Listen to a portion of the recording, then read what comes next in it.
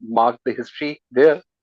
So, serving as a visiting scientist at European Center for Research in Nuclear and Particle Physics in Geneva, Switzerland, from 1996 to 2015. In 1991, Professor Kaur was awarded the prestigious Giglio Fellowship at Paris, Italy, in recognition of her outstanding contribution to the field of physics. Currently, Professor Kaur serves as a principal investigator at DST CMS Research Project at Punjab University.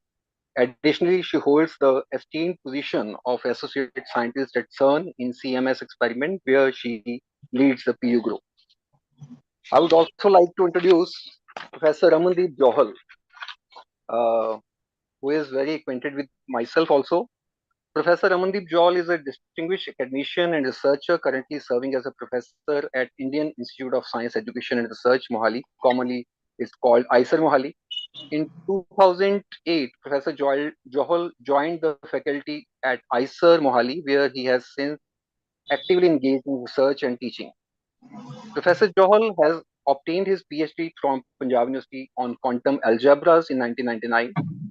Eager to broaden his horizons, Professor Johal pursued a Humboldt postdoctoral fellowship at Technical University, Dresden in 2001, where he further honed his expertise.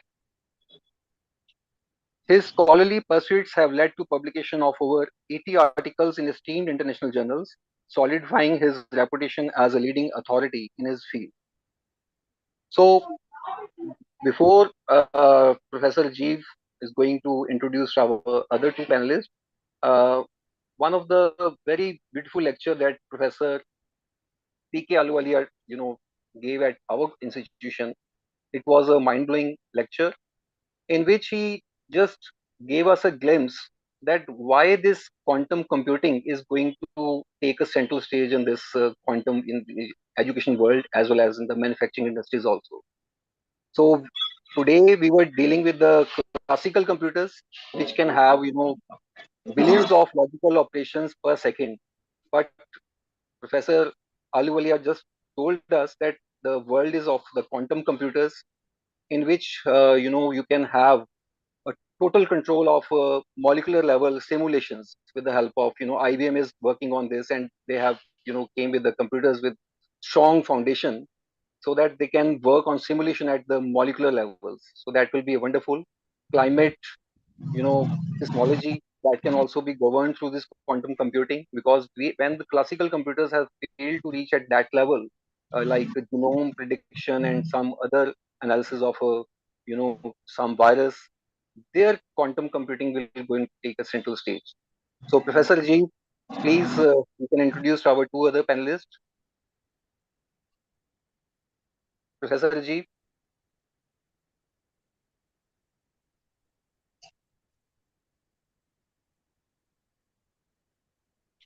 are you there, Professor G?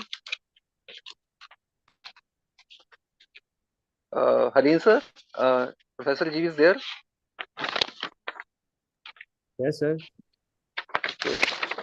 Uh, by that time, maybe there is a technical problem. Professor G, are you there? Anyway, let me introduce our distinguished panelist, Professor Madhurima. As Professor Aluwalia has, gave us stern instruction that you should introduce first of all Professor Madhurima. So I'm just following that instruction. Professor Madhurima is a professor at Central University of Tamil Nadu. Professor Madhurima obtained her master's and PhD in physics from IIT Madras. Following her postdoctoral studies, Professor Madhurima embarked on a journey of teaching and research. She honed her skills as a postdoctoral fellowship at University of Hyderabad, where she worked under the and as a CSIR research associate. Her dedication and contributions to the field were recognized with JNSTS Award from the Development Government of Tamil Nadu. In pursuit of academic endeavors, Professor Madhurima moved to Mizoram University, where she served as a reader and later as an associate professor. Professor Madhurima joined Central University of Tamil Nadu in 2012, where she is currently a professor of physics. Professor Madhurima has a wide administrative experience, having served as a head of the department, chairperson of CASH GSCU, director of IQAC, member of academic and executive councils, and now a member of university coach. In addition to teaching, research, and administration, Professor Madhurima has keen interest, gender equity, online teaching. Her commitment to excellence and social responsibility serves as inspiration to students and colleagues. So,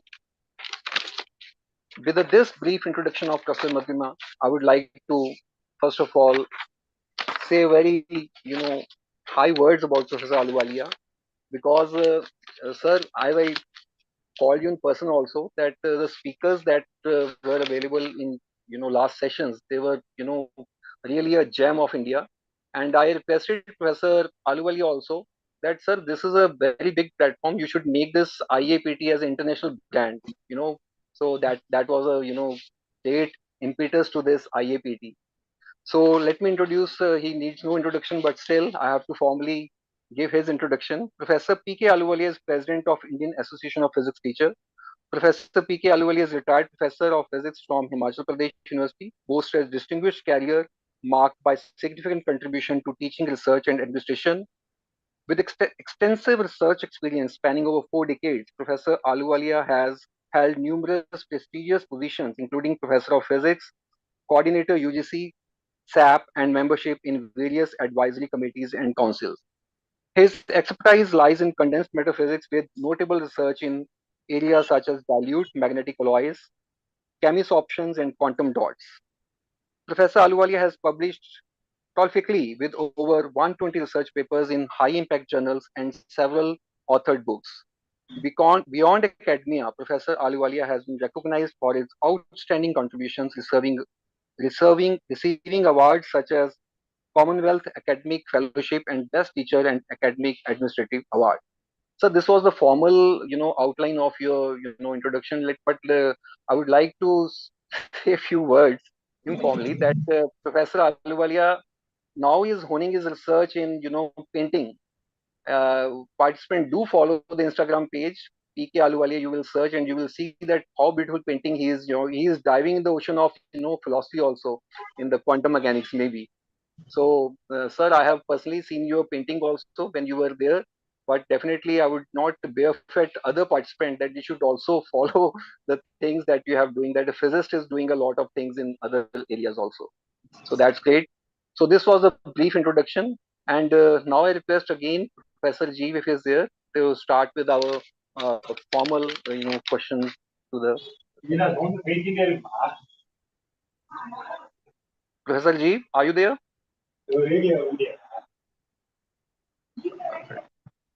Dr. Helene? Dr. Helene? Professor G is there or not?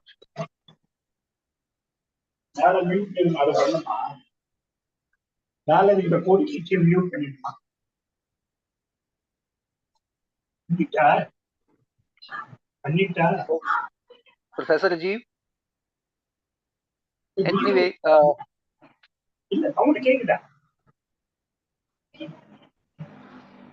sir, Aluwalia sir, may I start with the questions for the panelists?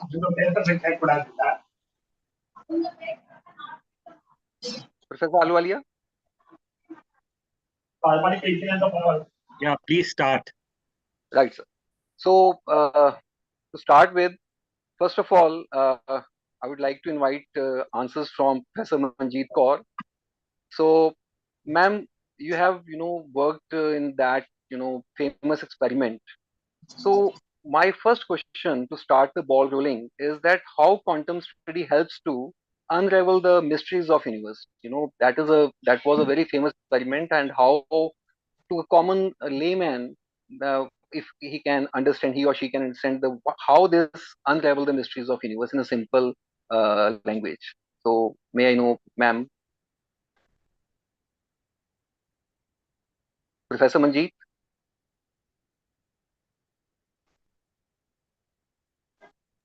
उनको सुनाई नहीं दे रहा है actually ना ma'am please unmute yourself Professor Manjeet, Professor Manjeet, may I repeat the question, Professor Aluwalia sir? Actually, question is fine, but She is not able to receive something, it seems. I think we were all made participants and we were unable to unmute. I think you have to make her a host. Yes, I have allowed that. Now she can unmute herself. Yes, now I can unmute. Yeah.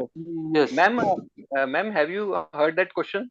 Yeah, please. Can you please repeat the question? Ma'am, we are very already we have I've said that we are very proud that you were in the part of that famous experiment. And ma'am, how this quantum study helps to unravel the mysteries of universe and so that it can understand in a very simple and common man language or layman language. Okay. So, can I first of all, I would like to convey my thanks to the organizers for inviting me as a panelist.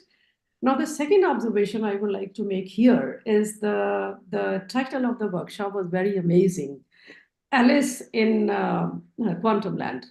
So here, this Alice probably is the name which derived from one of the Disney World movies, Alice in Wonderland. I would like to rename this as Alice as an acronym. And this acronym stands for a Large Ion Collider Experiment. This is one of the experiments which is currently going on at CERN. One out of the 9 experiments which is happening, one of the very fascinating experiment at CERN in Geneva, Switzerland. This is an experiment which is actually trying to unravel the mysteries of the universe by trying to look at what happened at the time of start of the universe. Now, going back to this one, all ordinary matter consists of, as we know, atoms. And the atoms, they consist of protons, neutrons, along with a club of electrons here. But these protons and neutrons are not fundamental particles. They are also made up of particles, which are, for example, quarks and gluons. These quarks and gluons are truly fundamental particles, which were present at the very beginning of the universe. So what is happening is that the quantum physics today is engaged to study these tiniest or the smallest particles, which are the building blocks of the matter. And there is a hot pursuit in trying to understand how the universe was created, what happened, how the galaxies were formed, and also what were the conditions, what is going to happen to the universe, is it going to stay like this, or is it going to die out, things like all these questions. So we also know that the classical physics remained very powerful for a very long time, over a century. But with the middle of the 20th century, it was also understood that many things could not be explained by using the classical physics. And this we have heard in the last 2 or 3 lectures by Dr. Yesterday with Professor Ajay, and then also Professor Arvind, day before yesterday. Now, the foremost information to unravel about the mystery of the universe is the mystery of the birth of the universe itself. And this is what scientists are trying to answer the question. Now, there are 2 classes, 2 different types of searches, 2 different types of ways of understanding this in terms of either the classical or in terms of the quantum physics. People or the scientists who are studying, they can roughly be divided into 2 or 3 categories. They are basically cosmologists, particle physicists, astronomers, astrophysicists, and some of them are freelancers or the sky gazers. Normally, how the mysteries are unraveled are by looking at some of the tools. The tools they engaged in trying to understand are either theoretical or experimental. By theoretical, we mean that we need to develop a theory, or we need to exercise or modify the current theories, which can predict a solution to find the mysteries of the universe. And secondly, the experimental part would be a solution which we find by utilizing this theory, and we obtain the results or the solutions through the experimental observations. These are the different ways. Now, on the theoretical boundaries, we have classical mechanics and we have quantum mechanics. But since we are talking of the particles, which are the tiniest possible particles, having almost virtually negligible masses, we talk in terms of the quantum-based theories. And these quantum-based theories, basically, they try to explore the origin of the matter, how the matter was built, how, starting with these tiniest particles, the whole universe could be built. And by considering these tiniest particles, if we try to look at how the matter was built, there's some question? How the matter was built, we should be having a complete theory which can actually go back, give us an idea how these tiniest particles build matter at a scale which is in large scale structures, which actually includes the formation of galaxies, which includes the formation of the stars and everything around us. So these theories are built, and the theories are built around the quantum mechanics. And we also understand that classical theories fail for certain phenomena dealing with these tiniest particles. Please, And that is excuse me, please, all participants, please mute yourself. Please. And, Sorry, ma'am. and this is the way we go about. And the second aspect is looking at the experimental observation, making an experiment and trying to see whether what the theory is telling us is correct or not. But making an experiment in today's environment would definitely somehow we find a means of connecting it back. Theoretically, you can calculate. You can calculate the backward history of the universe. You can calculate the forward evolution of the universe. However, experimentally, what you observe today, how do you connect it to the backward and to the forward? That is the most important part, and that's the most difficult part here. There are several experiments going on in the world where people are trying to look for different mysteries, and these mysteries are connected not only with the origin of the universe, but also there are certain mysteries we are very much familiar now, that the whole universe currently it composes of only 5% of the visible matter, roughly 5% of the visible matter. We have almost 25% of the matter which is called dark matter, and then you have 70% of the dark energy. All these are the mysteries which are unraveled, where only we can work with the quantum theories. Classical theories do not come to our aid. And in addition to this, there is another mystery which is regarding the particles neutrinos, neutrino oscillations, which can only be understood in terms of the quantum theories, not in terms of the classical theories. So it is a must that all these present day theories, knowing certain details of these mysteries, and we try to work out and try to connect to the origin of the universe, can be done only in terms of the quantum mechanics. So there is no other way we can go about it. Oh, thanks, ma'am, for unfolding the mysteries of quantum mechanics. Now, my next question is to Professor P.K. Ahluwalia, sir. Sir, what is the quantum mechanics in a simple language, and what are its landmarks? Why this quantum mechanics is, surfacing in today's world, as a new concept, and why this classical mechanics is fading away. So, please, Professor Ahluwalia.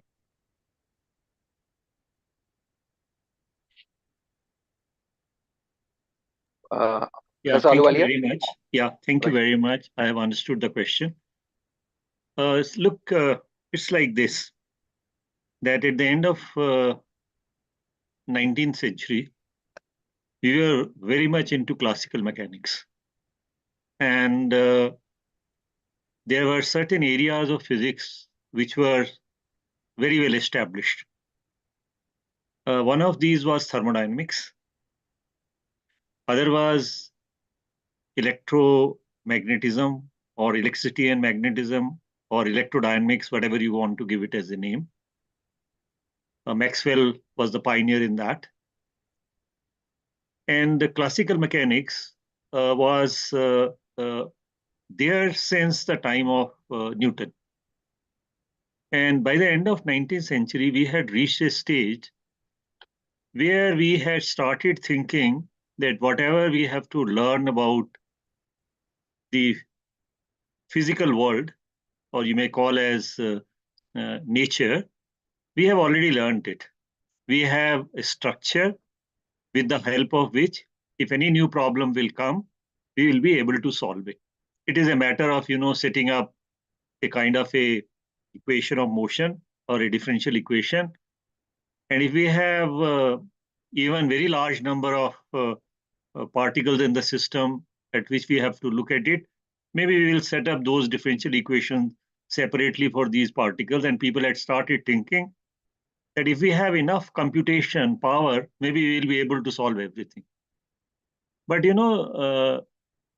nature always offers surprises. Sometimes we think that this is not possible, but that starts happening. In fact, one field of physics which really fascinated everybody, right from children to the researchers, that has been the field of spectroscopy. I hope everybody remembers the famous experiment of Newton, where he threw white light on a prism and it was split into 7 colors. Now, that was the beginning of, you can say, the spectroscopy.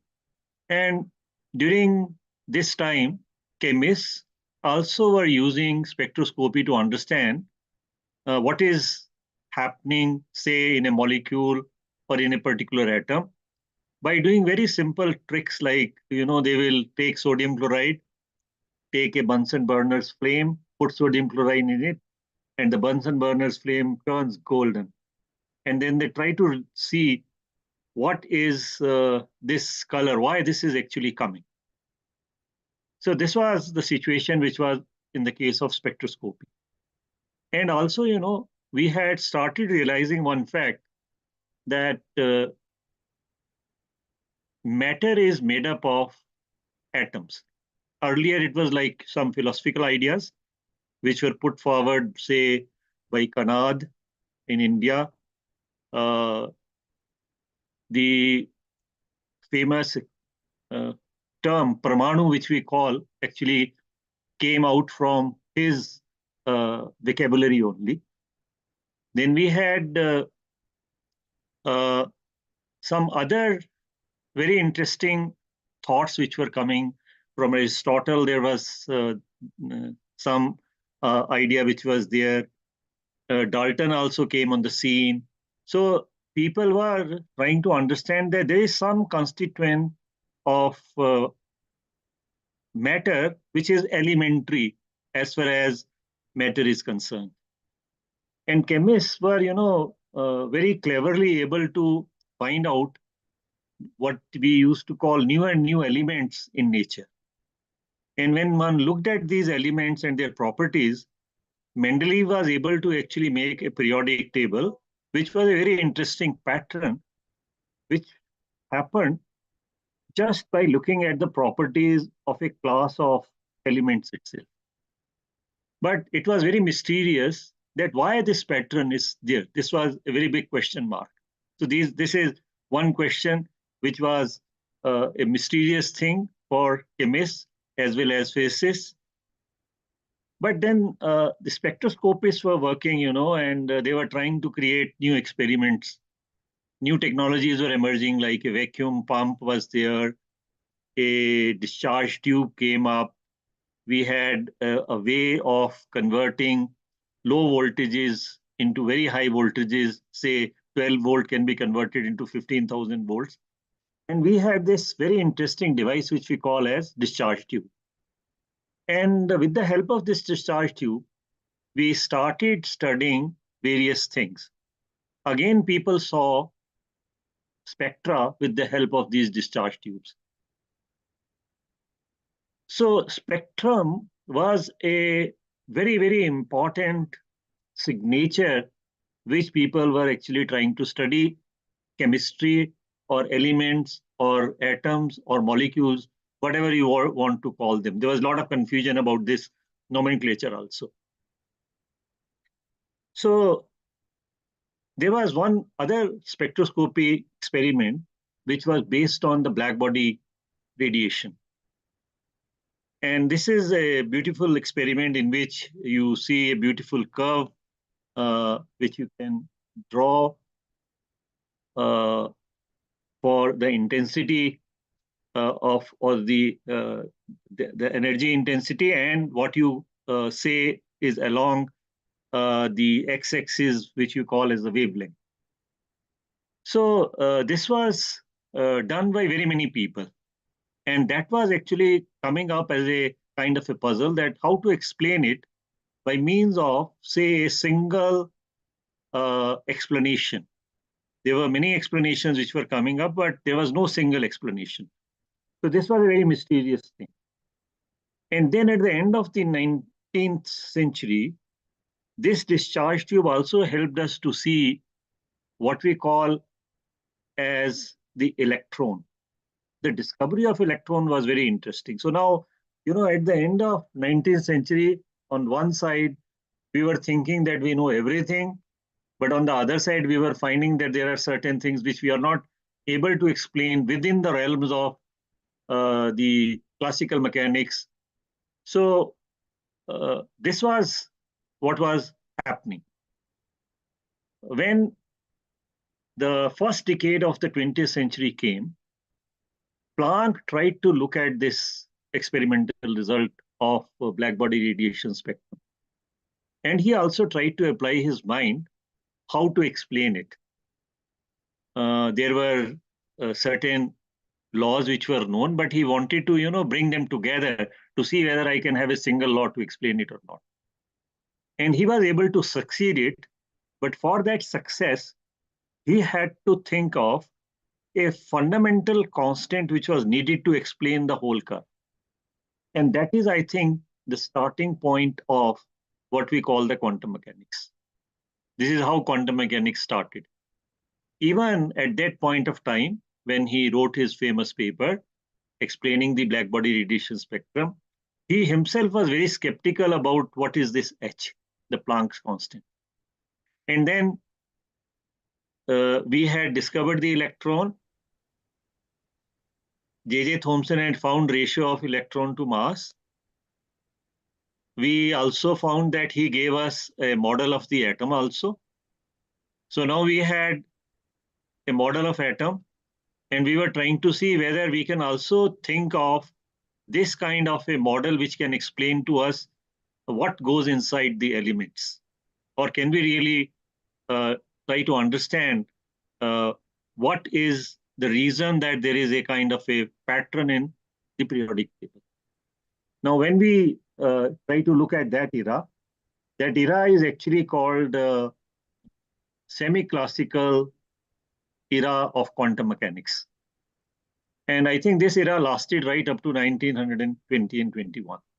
Now, if you look at modern textbooks of quantum mechanics, which we call as quantum mechanics only, what you will find is that these books didn't come out with a name of quantum mechanics. People tried to distinguish these developments from classical mechanics to what they started talking about as modern physics. So in this modern physics, there were many things which were, emerging. And one area which started taking shape as a result of this was what we call as quantum mechanics. In this next step was taken by Einstein in explaining photoelectric effect by means of a single equation, very well known to everybody. H nu is equal to H nu 0 plus half mv square. And he also introduced another idea of quantum, which was known as the quantum of energy called photon. And because, he had explained an experiment, it was a very fascinating explanation. But then people tried to look at what is the link between this Planck's constant, which Einstein was using now, inspired by what Planck had given. Things started moving forward. And then we found that Rutherford's nuclear model came. We study these now in even class 12. After that, Bohr came on the scene and he tried to give a model which was very different from the Thomson's plum pudding model. And he tried to imagine that there is a nucleus around that electrons are distributed as if planets are going around the sun. So that is known as the planetary model. One of the success stories of this model was this, that when he wrote the postulates of this model, he also brought in this Planck's constant in quantization of what we call angular momentum. And he said that because there were certain objections which were raised on Rutherford's nuclear model that if there is an accelerating charged particle, it must lose energy and fall inside the nucleus. So that was a kind of an objection to nuclear Rutherford's model. Now here he said, no, electrons will not fall. They will be in specific orbits. And in these specific orbits, which he called as the stationary states, decision is taken by the fact that angular momentum is quantized. And with this, very easily, he could write down what is the explanation of the energy of the electrons in different orbits circulating around the nucleus. And that could explain beautifully, once again, a spectroscopic result, which was the spectrum of the hydrogen atom itself.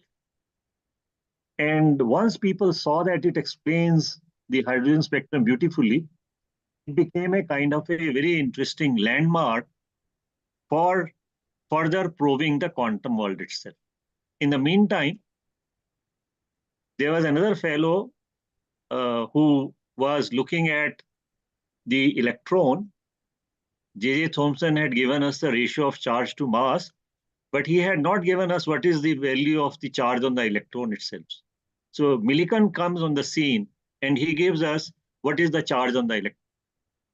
But in doing that experiment, also, he was able to check what is the role of this Planck's constant. And fortunately, Millikan also measured for the first time experimentally the value of the Planck's constant, which matched with the value which was given by Planck and which was used by Einstein.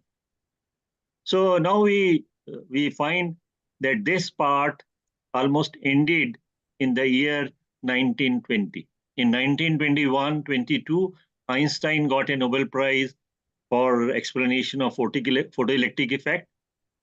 And then suddenly there were certain other things which started happening. People were not able to see that why Bohr's model fails beyond hydrogen atom, how we really overcome that. And they started searching for, once again, a fundamental equation of motion as good as, say, Newton's equation of motion. And that is where on the scene comes Schrödinger.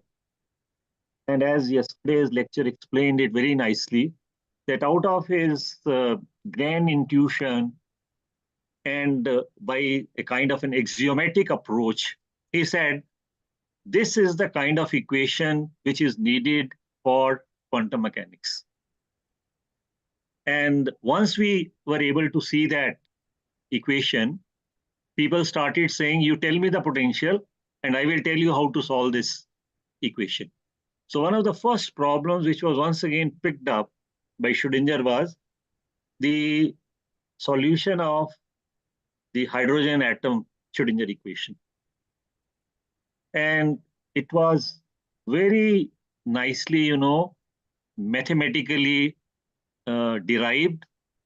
We were able to bring the idea of quantum numbers beautifully in it.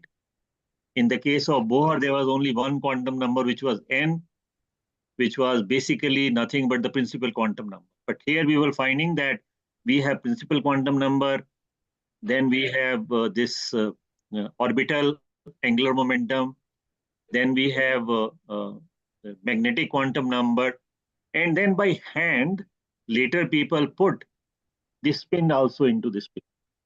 And that actually brought in focus, what we call as the wave function. Now, everybody, when one wants to talk about quantum mechanics, one starts thinking about the Schrödinger equation, starts looking forward to the solution of a given Schrödinger equation for a given potential, depending upon the physical system which we want to study. And at that time, people started saying that any third-rate physicist can set up a Schrödinger equation and solve it and get first-rate results. And this is how, quantum mechanics began. And it was a great, great journey. But one thing I want to tell you, that success of quantum mechanics lies in the fact that it applies to the microscopic world. And most of the properties of matter which we want to look at can be understood by applying quantum mechanics to the microscopic world itself. Today, when we are talking of various technologies which have come up, you will always find electron is the hero of this movie of matter in nature. And we start playing with this hero and start explaining various things by keeping this electron into focus. For example, when we are talking recently, say, of quantum entanglement, one of the things which people are talking about is that, okay, I want to have a bit, but I want to have a quantum bit. How can I have a quantum bit? And they say, okay, why don't you take a cage, bring an electron there, and let it be isolated. You will find that this single electron in that cage will have two states. One is the up state and the down state decided by the spin of the electron. And now you have an entity which we call as the qubit. So when we are today talking about qubits, etc., I think ideas are being seen in the light of latest technologies which are available to us, which have let us go into these kinds of details. Also, if you look at any technology around, say your mobile, your television, the tools of information technology, you will find the hardware involves quantum mechanics in it. You cannot think of those things which we have been able to achieve without understanding this. But one of the first achievements which the Schrödinger equation was able to actually tell us was the complete explanation of the periodic table. Now, periodic table was no longer a mystery. We were knowing that how these electrons are distributed in an atom and how they are actually forming the pattern, which very intuitively and by studying the properties of the elements, Mendeleev was able to create. So I think I have answered your question which you asked me, that how quantum mechanics began and where it is. I think it's a very interesting story. Yes, sir, very beautifully explained. Because rhythm is formed, just I want to ask one short question. Sir, classical mechanics, dominated by Newton in that era. How in quantum world should we give a father of quantum mechanics as Schrödinger or Planck's? Because in Planck's constant, as you said, that H is always sitting on every equation of a Schrödinger equation and so on. And who is going to play a dominating role? Is it Schrödinger or Planck's? I think the credit must go to Planck. Okay, sir. And Right. let me tell you a very interesting story also about it, that when Planck was looking at his calculations and he was trying to see that what should be there which is missing, he was able to do a bit of dimensional analysis there, and he found that there has to be something which should have the dimensions which are missing there. And he put in that constant there. And later we know that this is nothing but what we call as the Planck's constant only. So this is a very important part of it. Right, sir. Thanks. Schrödinger was a great, what you call scientist in carrying forward and getting into the real nitty-gritty of the microscopic world. But the credit must go to the Planck one. Of course, sir. Sir, now I move to Professor Madhurima. Ma'am, my question is how quantum physics can demystify quantum concepts and how it is, make more aware about the general public, how general public can perceive this quantum mechanics in a very simple way. And that's my question. Professor Madhurima. First of all, let me congratulate the organizers on this very important event, and thank you for making me a part of this actually momentous program. Thanks, ma'am. How do we demystify quantum mechanics? To start with this, we need to understand what it is from a normal person's point of view. Yes. So I had no instruments to look at the universe and I was treating my body as a tool, what would be the minimum time that I could measure? It would be maybe the blink of an eye, a fraction of a second, and the maximum possibly the lifetime of a person. So which is about 8 orders of magnitude. Whereas the universe exists over 70 to 80 orders of magnitude over all dimensions, like, from Planck's time all the way to the lifetime of the universe. And this you can repeat for length, mass, whatever you do. So first thing we need to understand is that we as humans are very limited by our sensory perception of the universe around us. And that is what we actually call as classical physics, because that is what you can perceive, that's what you can see, and a lot of it is intuitive, so to say. Anything that goes beyond the human bodily sensory perceptions, it becomes a mystery because it's no longer intuitive, so to say. Can you translate something which is not perceived by these senses into something that you understand?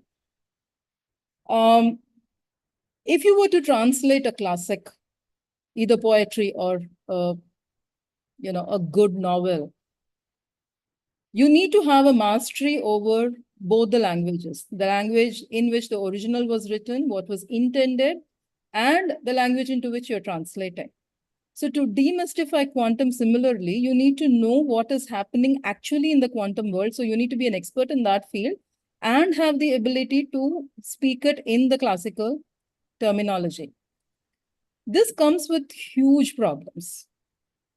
The first problem is that there are no classical analogies to many, many quantum phenomena. Right. And not having analogies means that I cannot be translating something like Chandsa Chehra into a moon-like face. I mean, I don't have something to translate to start with. The second problem is the language itself. Because the language that is spoken in classical is understood by all of us because the dictionaries that we have created for human languages are to describe the phenomena that we see around us. They are not meant to describe quantum phenomena. For example, and of course, physicists have a very quirky sense of humor, and the way we use languages is also very, very funny because for angular momentum at a subatomic, subnuclear level, we have words like charm and flavor, which makes no real sense in translation. So what happens is a lot is lost in this translation because it goes from being science and physics to being metaphysics. And dangerously so, because people just try to look at the words and try to understand. So then comes the question, how do we really demystify it if this is the case? You will have to speak the language that is spoken in those regions, which is mathematics. So you need to have a deeper understanding of the mathematics, what it implies, and also the phenomena which are very, very different, because one of the bigger problems that exists while trying to understand quantum mechanics is a completely altered sense of reality. What is real? What is real in the quantum world is very different from how we define it in the classical world because observables are very different. No experiment an experiment that's not performed has no result. And it's only on making a measurement that the experiment falls into one of its states, it collapses into one of its states. So there is a lot which has zero analogy in the classical world. So if anybody needs to demystify it, you need to find the right kind of a person who can understand both these languages, the quantum world and the classical world, and more importantly, understand the language that is spoken across all the 80 orders of magnitude, which is mathematics. So I would say that, understanding mathematical physics, which is a little different from understanding mathematics. Like, because when I look, when I look at an I in an equation, I understand it intuitively as a phase difference, not a square root of -1. The concept of a phase comes into my mind. That understanding is really required, and we need teachers and professionals who understand this to translate. Like I said, this is like translating a mega classic, like say the Mahabharata. This is not a task that can be taken up trivially. You need to really pay attention to it, and then find the right kind of experts who can speak both the languages, because it is immensely complex. The altered sense of reality, if you understand it, is fairly simple, because it speaks the language of maths and probability and everything else. If you don't, you can quickly go into pseudo-physics or metaphysics, and that's a very, very dangerous domain to be in. Very right, ma'am. Actually, that was a really very eye-opener, because mathematics and quantum mechanics should go hand in hand. They cannot be separated. So that's a wonderful answer, ma'am. And definitely at school level also, and if this quantum mechanics is being taught there, or is going to be taught there, and they should have a strong foundation in mathematics. That is a must thing. So thanks, ma'am, for that view. My next question is to Professor Raman Johal. Sir, my question is, what is quantum computing? Today the world is always, having this charm word, quantum computers, quantum computing, quantum dots, and this era is witnessing this growth. And as Professor Ahluwalia said, that IBM has always, a front runner in doing this. When classical computers was there, and they were front runner in that era, and now quantum computers are there, and still they are leading the race. So, what is quantum computing, and what is its role in future? That's my question, Professor Raman Johal. Okay. Yeah. Thank you, Sonic. You can hear me? Yes, sir. Yes, sir. Okay. Yeah. So first of all, I would like to thank the organizers for giving me opportunity to take part in this auspicious event. And I firmly believe that such events which are organized at the college level or even at the school level, they will really help the students and encourage them to take interest and be motivated to go into a research career. Okay, so congratulations a lot on this event. Now, coming to the topic of quantum mechanics, well, you have given it a very catchy name, Alice in Quantum Land. Although we don't find Alice in India, it's a name being given by Western scientists, or you can say Western community. Maybe in India, for Alice and Bob, we should find different names. But anyhow, yeah, so Alice and Bob, they play a very important role in this question about quantum computing. The computers around, they have revolutionized our way of working, way of thinking, and because technology always helps to minimize human effort, and it also speeds things up, right? So we are able to do a lot of things which were not possible to do by hand. In this context, you can talk about mathematical calculations, as Professor Ahluwalia said, that of the many systems of physical interest, very few are exactly solvable. So the solutions you see in the textbooks, like hydrogen atom problem, harmonic oscillator problem, and the simplest of them is the particle in a box problem. So they are exactly solvable, right? And that's why they are in the textbooks. But when you go to more than one electron systems, right, beyond the hydrogen atom, then you have to use approximation techniques. So there are techniques which gives you an approximate idea about the solutions, but then to go to multi-electron systems, you need a computer to do the calculation, right?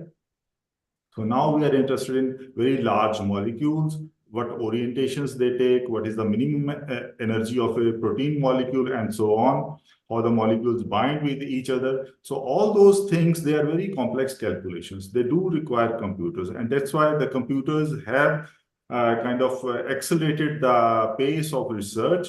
And we see that very rapid advances in science are made due to the computational facility. They are also helping in the symbolic computation also, not only in the numeric computation. But after all, the computers we have, they work on the principles of quantum mechanics. That is, for example, we have so many billions of transistors in a small chip.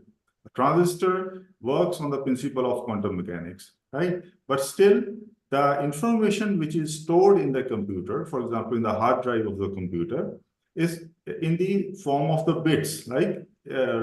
it is in the form of the states 0 and 1. It's a binary unit of information, right?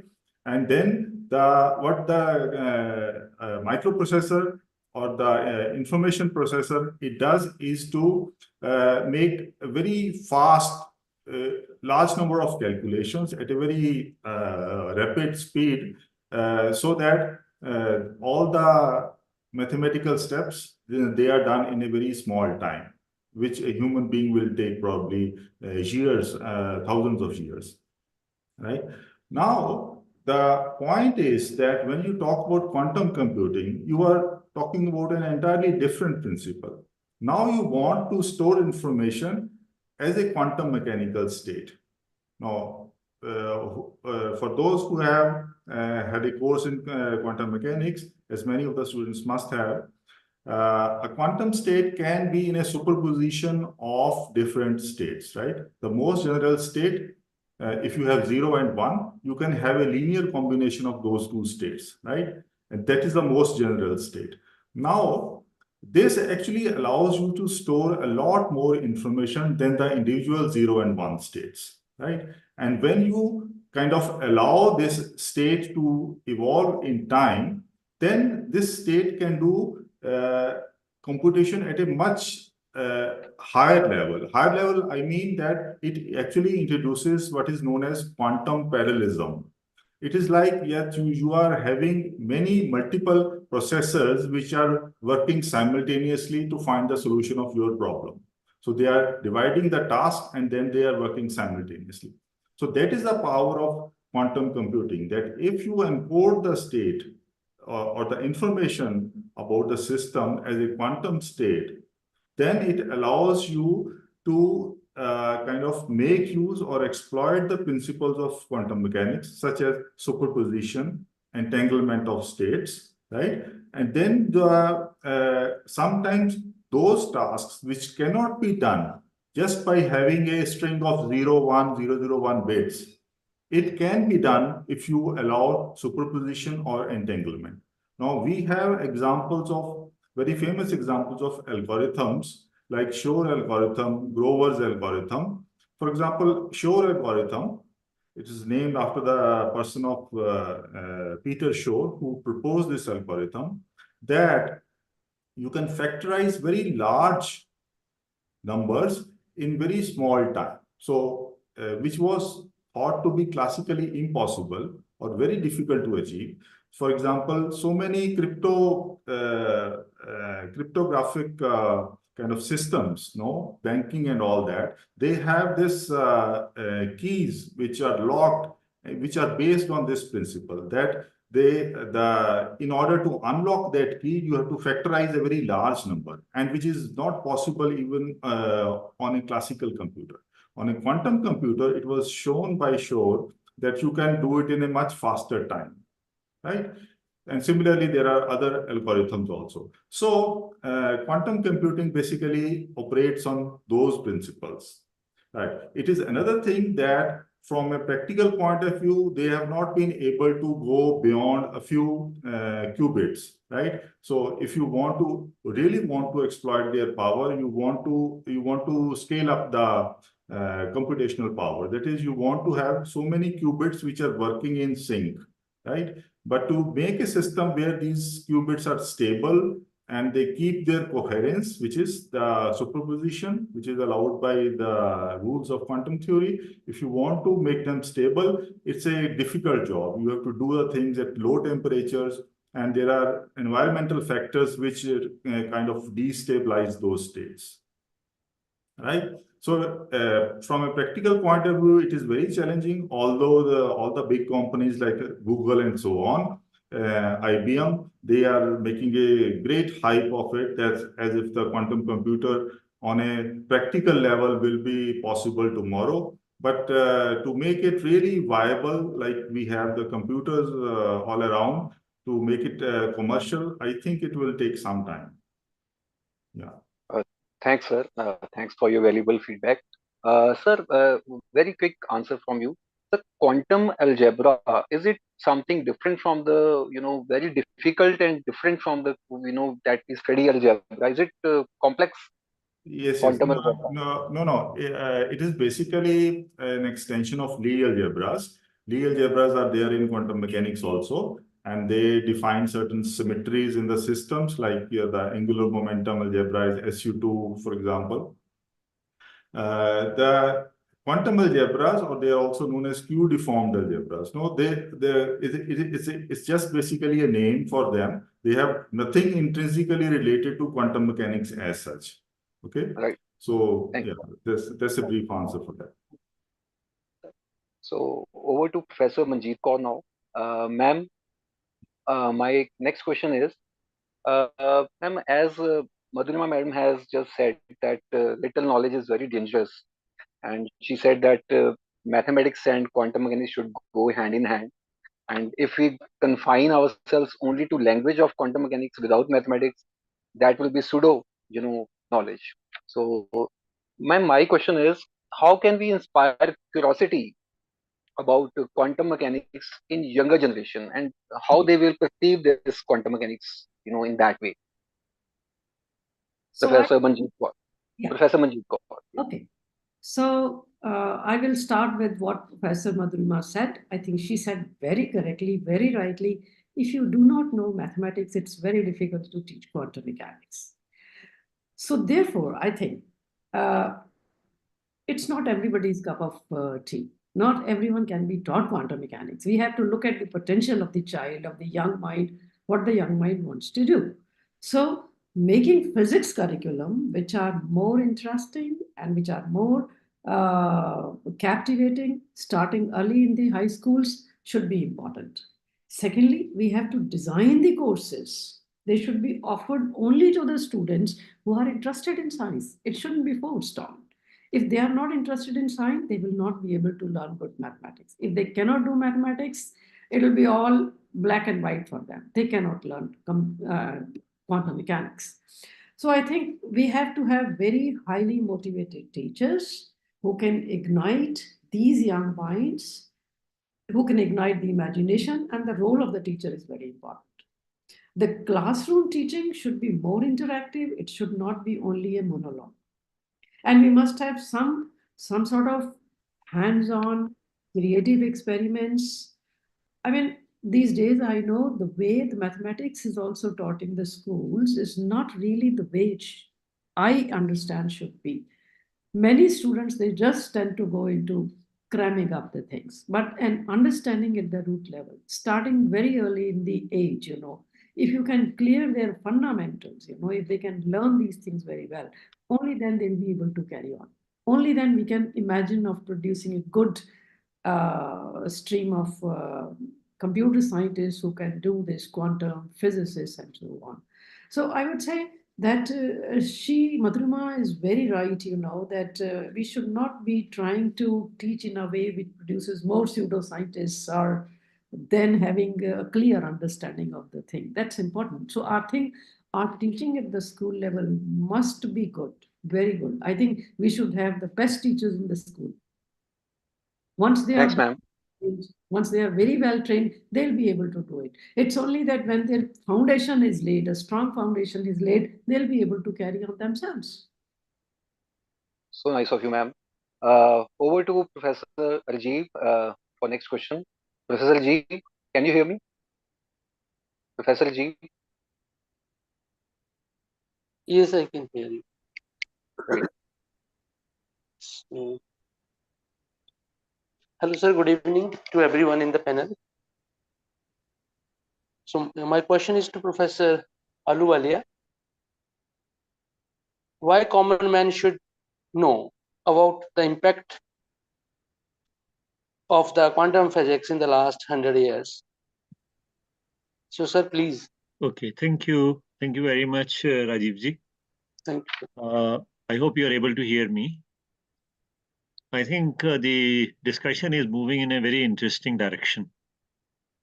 I remember one quotation from Carl Sagan, the great astrophysicist. And what he said was that we are using gadgets around us which make use of science and technology intensely, it will be very unfortunate if we do not understand what goes inside them. And it is very necessary that an effort should be made to make these understandable to the lay person also. And always efforts are made by different people in taking these concepts even to the lay person. I'll give you an example. George Gamow wrote a book, Tompkins in Wonderland, which was an effort to explain the theory of relativity to a lay person. If we imagine that the speed of light is, say, 40 kilometers per hour, then what are we going to see around us? So, some kind of picture is created in the mind of the reader that what is this after all actually happening? So this is very important to appreciate and understand. Now, we have already seen that in the last 100 years, I would say right up to middle of 80s decade, people had not started talking about this revolution of quantum computers till Feynman came on the scene and gave a set of lectures on theory of computation. It's a beautiful book, and I would request this audience to please read that book. And the beauty of Feynman, as is always there, which was also in his lectures in physics, is this, that he doesn't use very complex mathematics to explain how a quantum computer can be built. So he talks about qubits. He tells that how these qubits are different from classical bits, and how with the help of these qubits, we can make the basic building blocks of a quantum computer. So everybody who is sitting in this audience must be knowing that when we want to really make a computer, we always make use of what in electronics and in computer science we say logic circuits. We play a lot of games around these logic circuits only when they are introduced to the students. And they don't require much mathematics as we require, say, solving a Schrodinger equation itself. And once you know how to build those quantum logic gates, you are ready with a quantum computer. And he said, he predicted at that particular time that you will hear very soon, maybe in the next 20-25 years, that the quantum computer will be there. So now if I start putting it like this, that the way we are carrying this mobile in our pocket, which is nothing but a typical classical computer, which is very powerful, if we are able to achieve the formation of those qubits at a temperature which we are able to, say, keep around the room temperature, we may not be very far from providing these quantum computers on the desktops or format. But even then, at the present time, the kind of progress which has been made in creating these kinds of qubits, which I gave you in my earlier introduction, that how a qubit can be formed in the form of a quantum dot where we trap an electron. Trapping this electron in a quantum dot requires that paraphernalia, which requires very, very low temperature. And what people today are doing, and they are trying to achieve that, is this: can we really try to bring these kinds of stable qubits at higher and higher temperatures? We are sitting in 2024. In 1924, quantum mechanics came, and in 100 years, we saw that how it has changed the world around us. I think in the next 25 years, the way things are progressing and the way things are being reported in the literature, we will be able to achieve that kind of a need.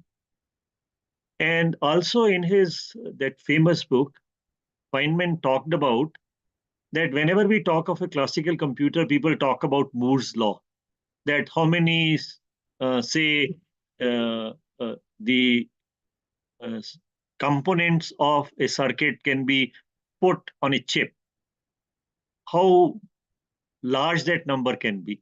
He said that in making of the quantum computers, you can go down to the scale of a molecule and see that there will be no such limitation which is there in the case of a classical computer. So I think things are very fascinating. And it is very essential that we try to talk to the young students, maybe starting from the school, to the undergraduate students, and to the PG students about it. I would like to tell you another very interesting aspect, particularly coming around quantum computing, quantum entanglement, quantum teleportation, etc., etc.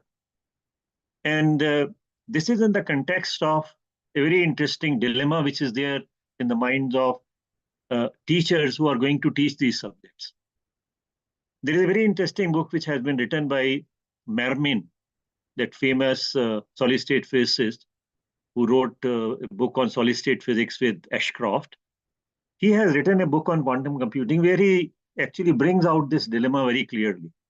He says that this book, when I'm writing, I know that I'm not going to bring that kind of a rigor which is needed for doing quantum mechanics, but still, I can give that kind of a background to the students where without knowing that rigor, they can go ahead with the making of logic, quantum gates, etc., etc., and imagine that how a quantum computer can be assembled.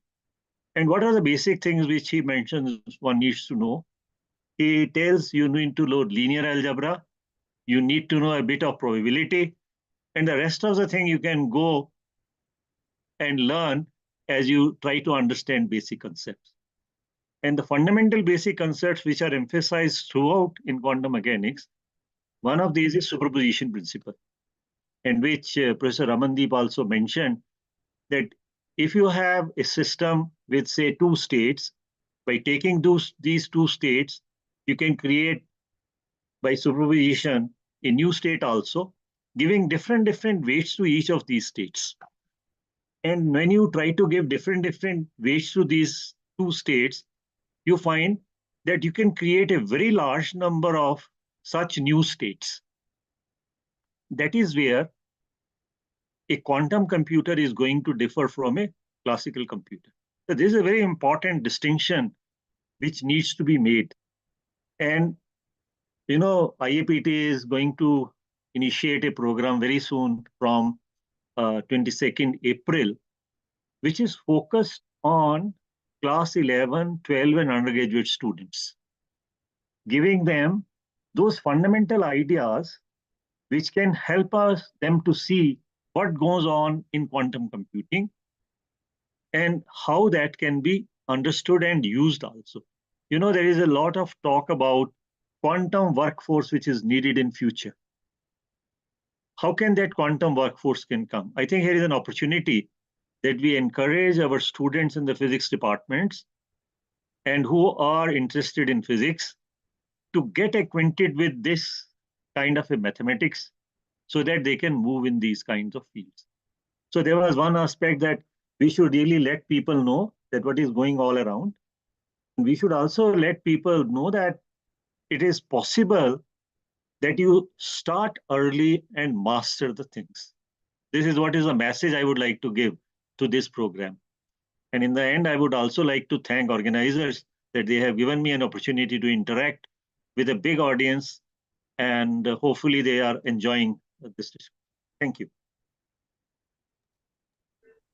Thank you, sir. Thank you very much. So, sir, as I have also one, thing to add here. As you told that to bring a quantum device to a room temperature, so really we need a great patience and very holistic approach over the time. So definitely with those two things, it will be at our room temperature.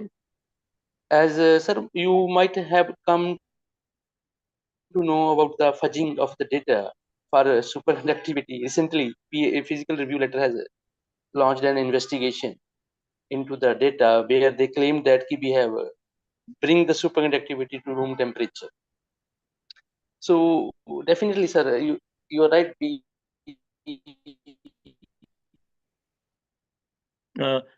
I don't know actually what is the state of affairs. Yes, need to people follow the reported superconductivity yes, sir, data. in March, yes, sir, in March 2024, sir, they started investigation into this. Yes, yes, so that was Yes. reported, and they said that they have got Yes. it. There was Yes, a lot sir. of confusion about it. Confusion, yes. I think for the time being, for the purpose of this panel discussion, I don't think that we need to go into that. Yes, sir. Yes, sir. These are the Sure. things which happen, and I think there are now systems in place to take care of all those things.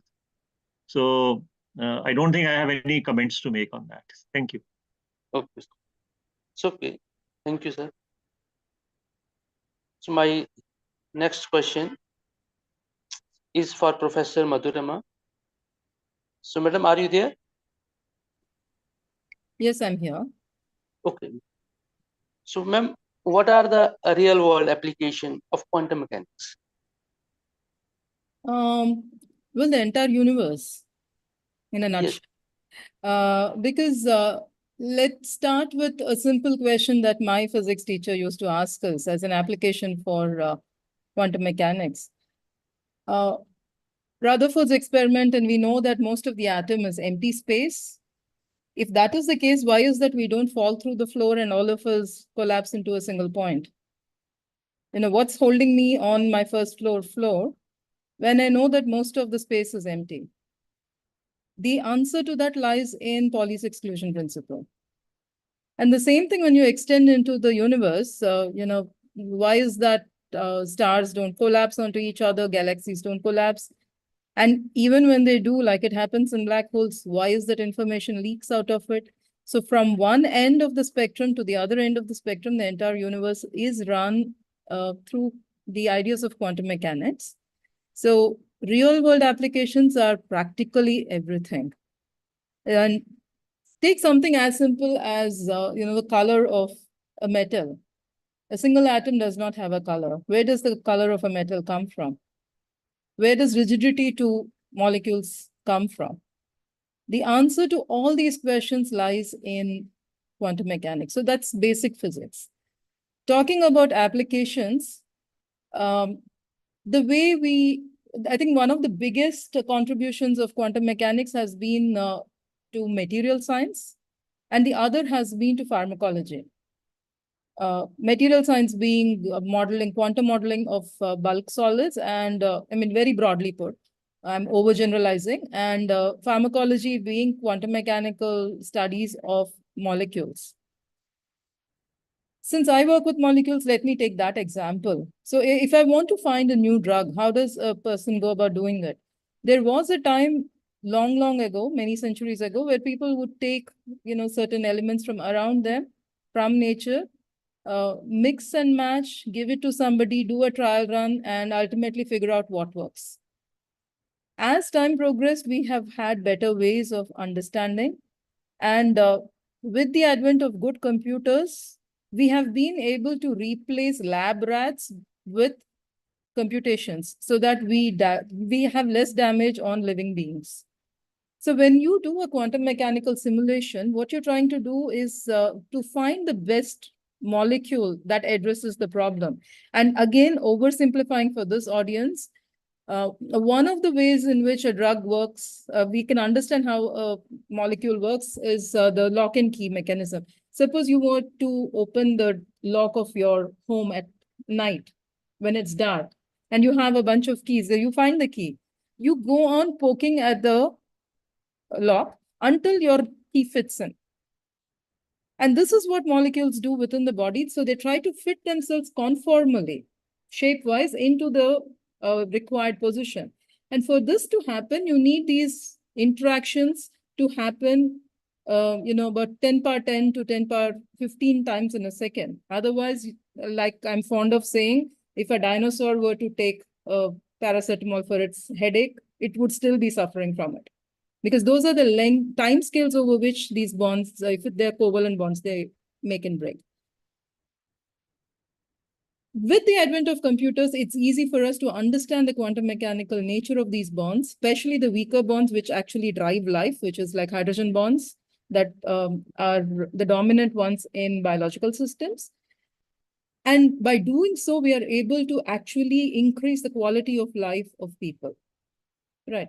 So materials, practically every material from your everyday uses to batteries, to green energy, to high energy materials, warfare materials, everything is today understood by going back to the fundamentals and looking at the quantum mechanical simulations of all of these.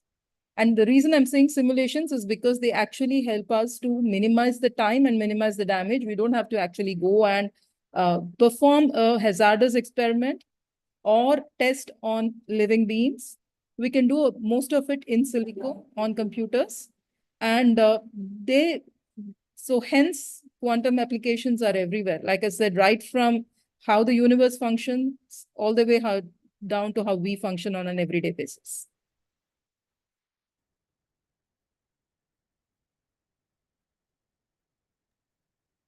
So, May thank I you, add ma'am. something to it, what ma'am said, ma'am Madhurima?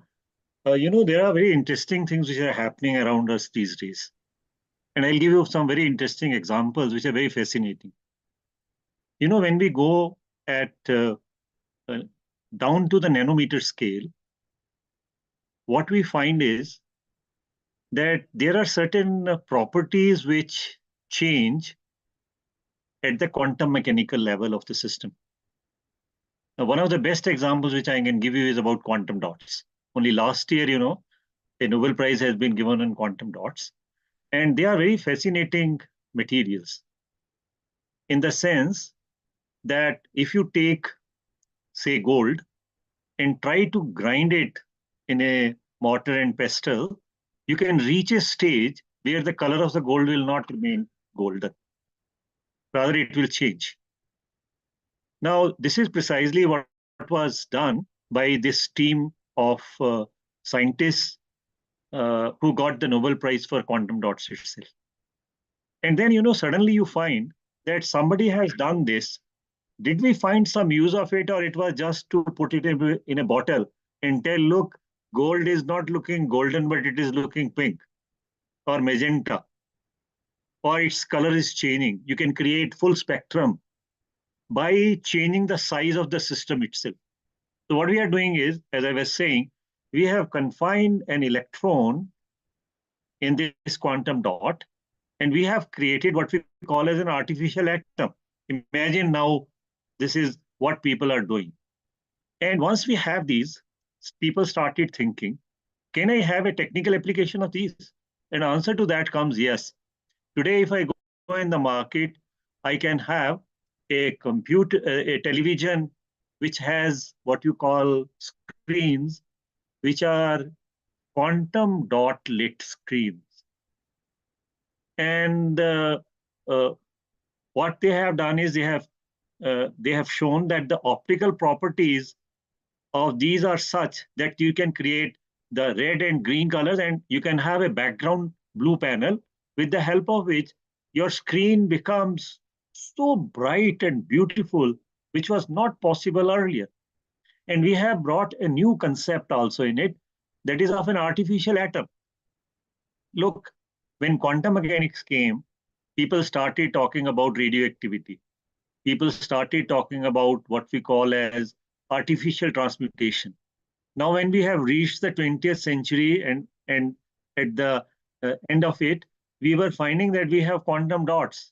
And suddenly we are finding that there is a technology which is available, which is being used around us in day-to-day usage. And the best part of it is that if you go back to the quantum mechanics class, you can study this quantum mechanics very easily without the complexities of mathematics. Very intuitively, you can solve a Schrödinger equation for a what you call three-dimensional quantum dot and try to play with its size to see that how energy levels get changed. So now what you are saying is that you are also, not only creating artificial atoms, but you are able to tailor their properties also by changing their size. The technology is playing at that level.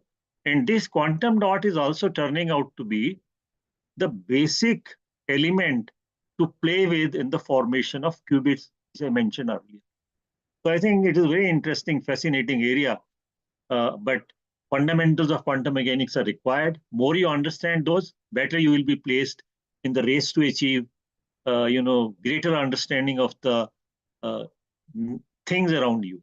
I'm saying things around you specifically, because you are now surrounded by all the way quantum devices. Don't forget that.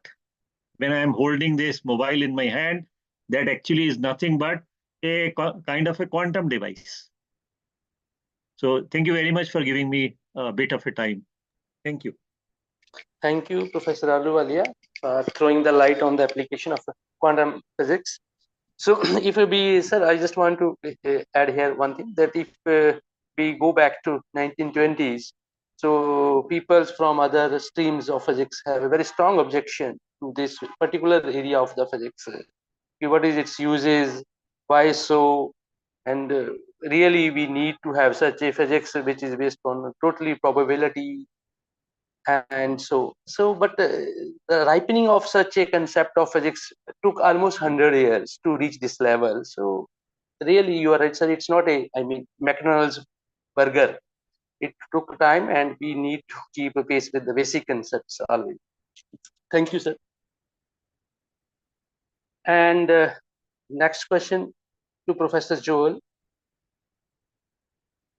Sir, can you please throw some light on quantum entanglement in our everyday life, for a simple layman? What is quantum entanglement? Yeah, okay. So I've been looking in the chat also about some students' questions. So I thought probably we should also attend to them. And I gather that we are talking about quantum mechanics, and as Professor Ahluwalia pointed out, that it is very important to learn the mathematics of it, and then only you can hope to apply it to some physical problems. But students often complain, and also it is the kind of purpose of this meeting also to demystify the quantum mechanics or its concepts for students. So that's not an easy task, and if I may quote Richard Feynman, he said that nobody in the world can claim to understand quantum theory, right? So we only know how it works, right? And that too through mathematics. But if you want to have a picture, intuitive picture of it, of the phenomena at the atomic level, we don't have that picture, right? So that, I think, is in the nature of the formalism or the theory. And some people do feel that it is not the final theory we have, that quantum mechanics has to be superseded by something, a larger theory. And of course, people are trying to kind of merge together different theories, for example, quantum theory and gravity, to create a quantum theory of gravity. And they have not been very successful at that. And also, even Madam Manjeet Kaur, she talked about the understanding of the subatomic particles, that going beyond the standard model and to include other things also is not very trivial. For the students, my advice is that while being students, you try to learn the framework of this theory, and don't bother too much about getting an intuitive picture of it, right? Nobody has been fully successful in getting that picture. So you are not alone in that. Even Feynman said that. And so if you learn during this time, as they say, you are able to sharpen your tools, Then probably at a later stage, if you are still in research, you can attend to the more conceptual problems which attend to this theory. And there are very basic fundamental questions about the nature of the theory and its interpretation, which have been around with us for over 100 years, and they have not been fully solved. Although we have made very rapid advances in technology, and we are at the threshold of quantum computers and so on, but still at the conceptual levels, there are so many questions in the foundations of quantum physics that if a student is not, as one student has pointed out, that he or she is not interested so much in computation, but in the physics and mathematics of it. So I would like to say that there are problems which don't require much computation, but still you can do your job if you have the basic mathematical facility. Okay, so now coming back to the question about quantum entanglement. Quantum entanglement is actually at the heart of quantum mechanics, if I can put it like that. So sometimes people say that quantum superposition is very quantum in nature, but that is not true. Once you agree to treat the particles, so-called electrons, as waves, then waves can superpose, right? So they are the solutions of Schrodinger equation. So it's a linear equation. If there are two solutions to the equation, then their superposition or the linear combination is also an allowed solution, right? But entanglement, on the other hand, which applies usually to a bipartite or to a multipartite, a system which has two or more than two number of particles, is actually an existence of correlations, which are correlations that one part of the system has information about the other part, and globally the total system has some additional information which the local parts do not have. So it's a very non-intuitive idea, which is called quantum entanglement. And actually, there's a very interesting piece of history about this also. This term was probably coined by Schrodinger himself in 1935. But then the idea originally came from Einstein and some other co-workers. Einstein, as you might know, he was very uncomfortable with quantum theory. So although he helped a lot, actually incited the initial development in the hypothesis of the photon and so on, but he was not very ready to accept the implications which become obvious by Heisenberg's uncertainty principle, or even with the Schrodinger's wave function interpretation.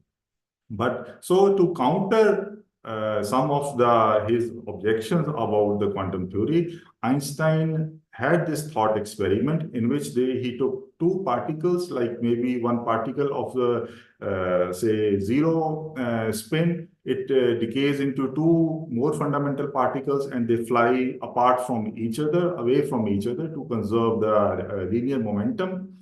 And then now the state of these two particles is not independent of each other. It is correlated, and in technical terms, it is called the entangled state. You can also say that a state is entangled if you cannot write it as a product, in a factorized form, as a product of the states of two local subsystems. There are some extra correlations which are not there in the local states.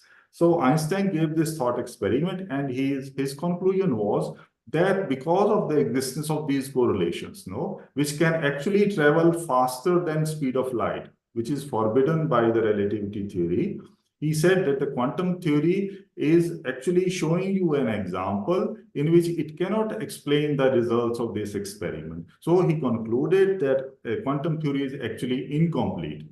So that was his conclusion about that. But it brought to attention the concept of entanglement between quantum particles, which was not appreciated earlier. So this idea was there for, say, last 80 years.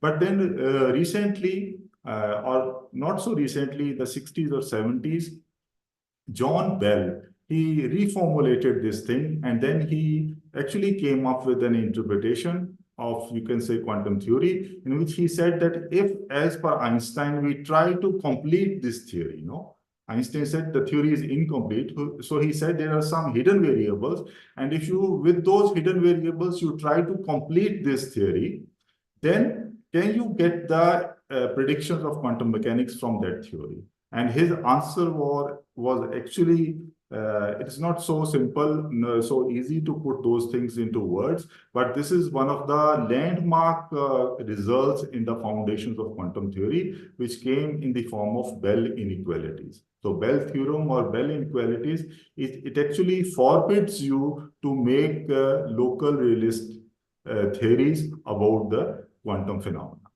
So quantum mechanics is inherently non-local, by which I mean that the correlations, they can be non-local, they can be not local in a sense. And the other thing is that you can't have the pre-assigned properties to the particles. Okay, so again, this has to do with the interpretation. When you think about these properties of the quantum particles, say, you don't find any analogs in the classical theory. In the classical physics, we say that a particle has a certain position, certain momentum, and those properties, we think that they can be assigned to that particle. But somehow it seems that in the quantum world, those properties, you can't interpret as if they were pre-existing. No, that creates contradictions in the conclusions of the theory. So quantum mechanics has many mysteries which cannot be resolved really at the undergraduate or the graduate level. So those things are there to be explored in your later parts of the career. But for the moment, it is only advisable that you learn the tools or the tricks of the trade, how it works. If you learn those kind of techniques, mathematical techniques, and the computational ones, then you will be able to simulate the quantum systems and then able to predict the properties. And as the evidence is there, we have been able to create technology based on those same equations, which we do not physically understand in complete depth. And then based on that, we are able to make predictions also. And no prediction of quantum theory has been found to contradict the physical reality. That is a matter of fact. And that's why quantum mechanics has stayed. And whether it can be completed or superseded by another theory, that remains to be seen. And the people have not been successful fully to make a kind of more complete theory, as I said. Quantum entanglement is very important for quantum computation.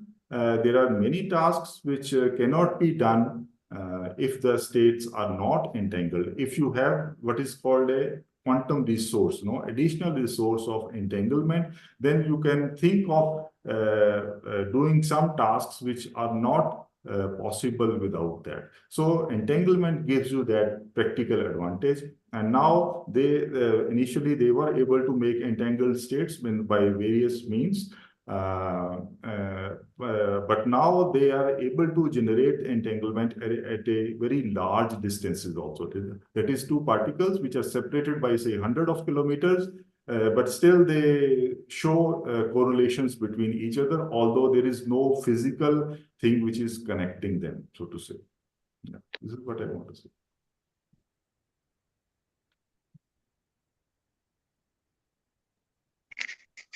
Thank you, Professor Joel. Thank you very much for explaining quantum entanglement in very simple words to the audiences. So now I request Dr. Sonik, please have a next round of the discussion. Professor Ahluwalia, shall we go to the chat box and answer a few questions, and if you allow us to do that, Professor Ahluwalia? Or should we go for another round? Yes, we can go to the chat box because I think this is okay. We have yes, essentially covered almost everything. Yes, very deep. Professor Rajit, can you ask one or two questions from the chat box? Okay.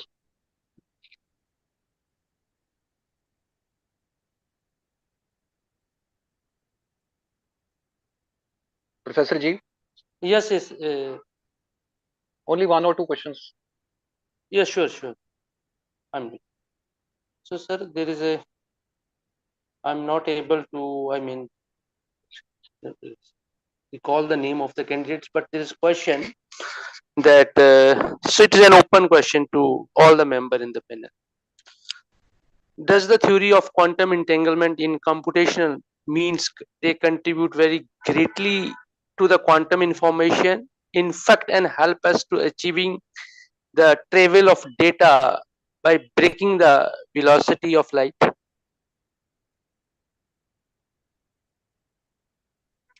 And next question is please explain. Question is please explain symmetry, role of symmetries in quantum mechanics.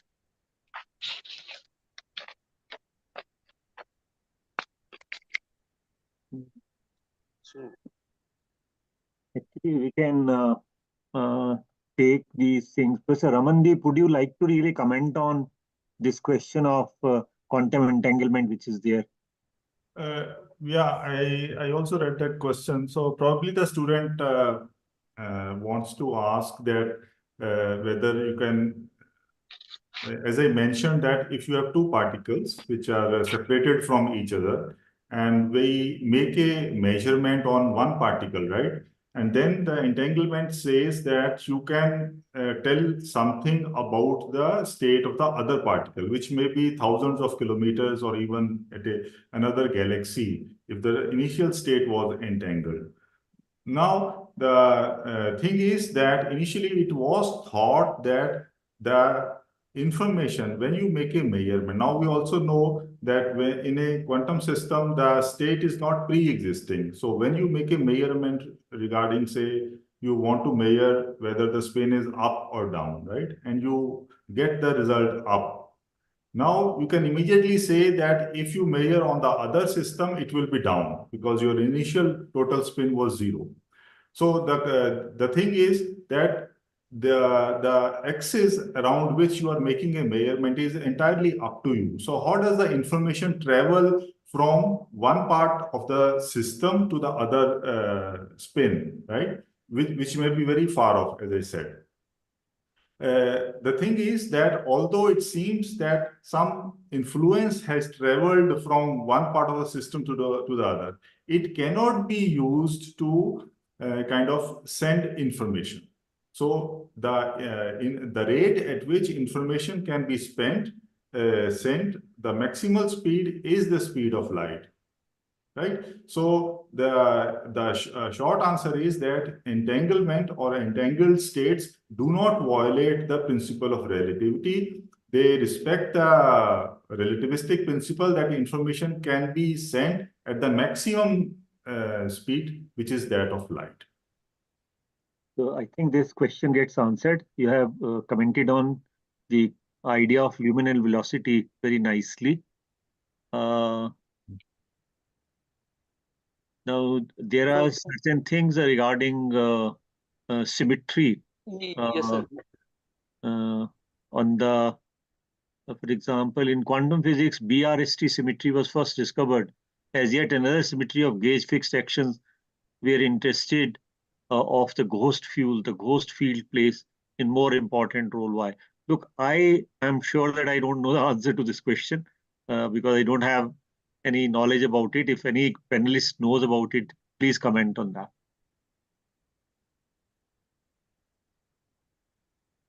If not, I think there are certain questions which should remain unanswered. That is what will help us to go ahead also. There is another question. A role of symmetries in quantum physics.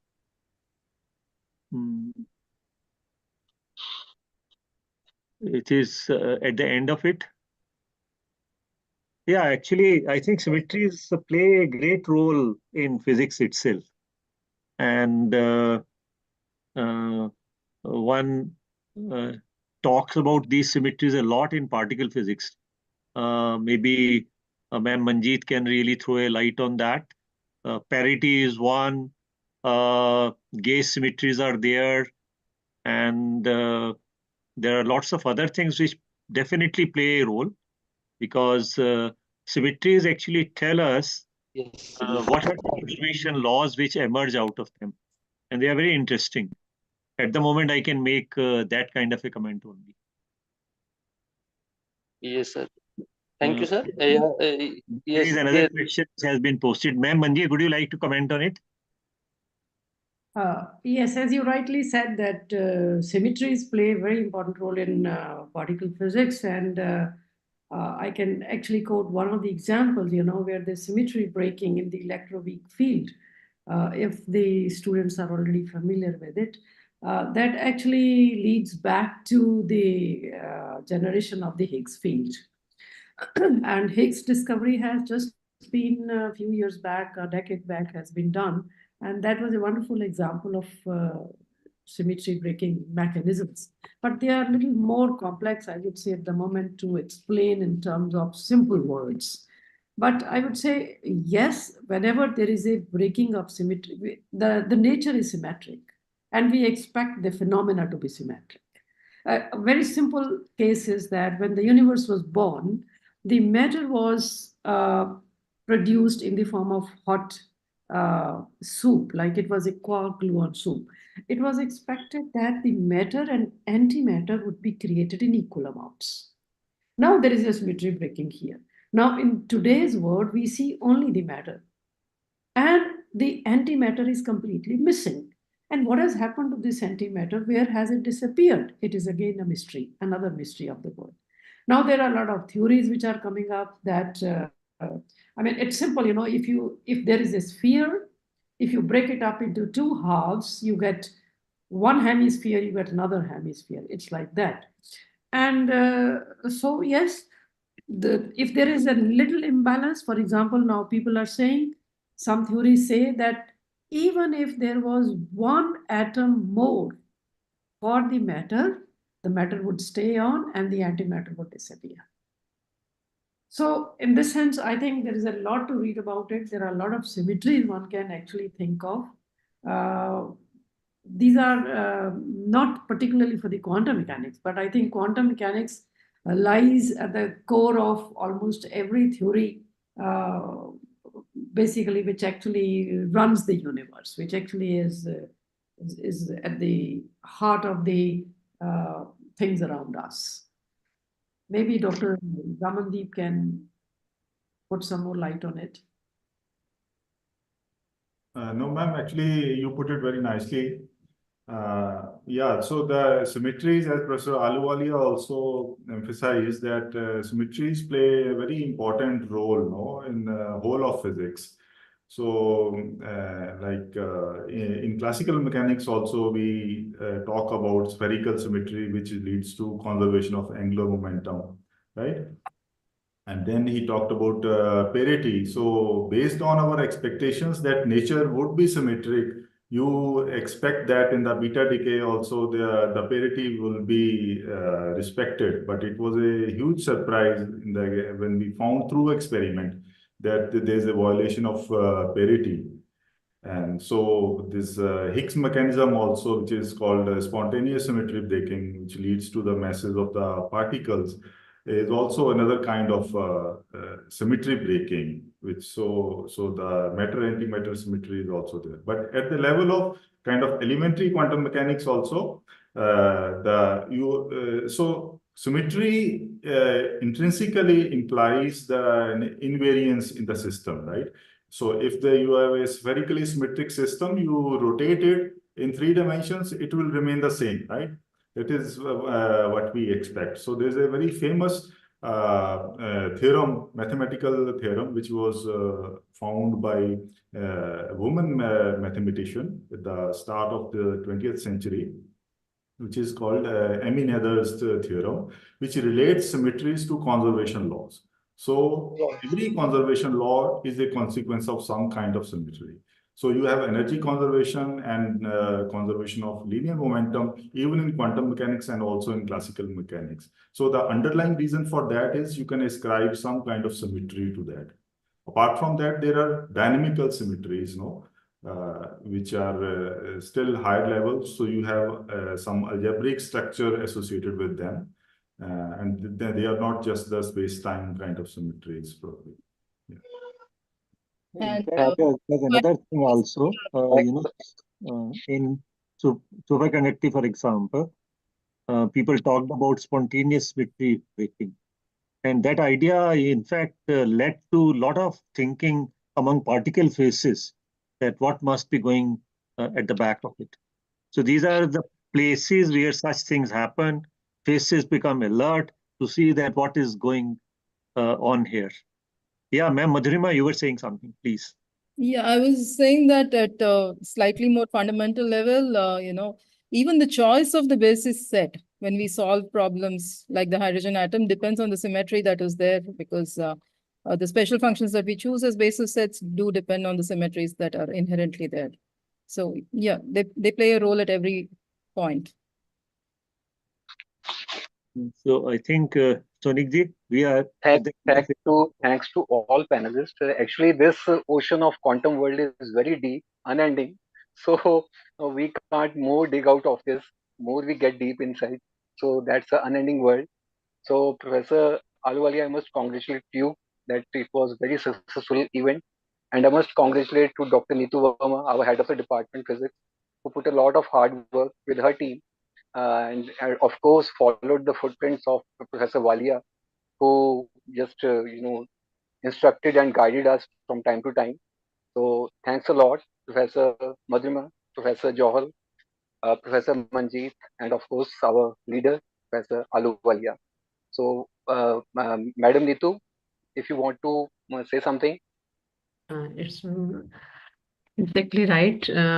Very thanks to all our panelists and very energetic moderators too for making this panel discussion a wonderful discussion. So it's from core of my heart, I am thanking all of you for sharing your insightful perspectives on quantum mechanics. Really, your thoughtful analysis of quantum phenomena has deepened our curiosity for the topic that is the mystery of the quantum world. So I am really thankful to all of you, especially to the panelists and the moderators, Dr. Sonik and Dr. Rajiv. So hope to meet you in future next day. Thank you, Professor, for making each and every part to be very successful under your guidance. On a last lighter note, Professor Aluwalia, I just would like to hear, classical music is very difficult, and Sugam Sangeet is very easy, light music. And in this case, classical mechanics is easy, and quantum world is, they are complementary. So put, throw light on this. When we learn these things, they both are very difficult. Let me tell you, physics is a very hard taskmaster. It's not easy, and everything which we learn gives us a new level of achievement also. I would like to put it like that for young students. And, as I always try to tell my friends and students, learning physics always means that you are in the company of great minds. And today we were in the company of great colleagues here who really let us work on this subject which we had chosen for this panel discussion. It's very difficult to know everything we know, but I think you made it a grand success. And please don't treat classical physics or quantum physics as Sugam Sangeet. Both have their own intricacies. So on that note, I would congratulate the organizers of this program that you have done a great service to IEPT.